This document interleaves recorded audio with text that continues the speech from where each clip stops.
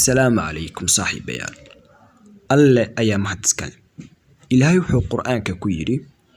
وَإِذْ تَأَذَّنَ رَبُّكُمْ لَئِن شَكَرْتُمْ لَأَزِيدَنَّكُمْ وَلَئِن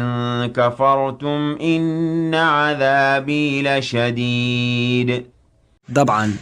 مدة أفر بلاده وحمو قال ما نسوقلين يوتيوب channel كان طبعا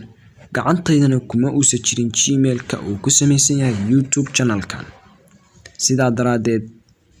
waxaanu dadaal iyo juhdi ku bixinay inaynu soo celinno gmailka cilada ku timi oo ahayd in hawada gabi ahaanba laga saaray youtube channelka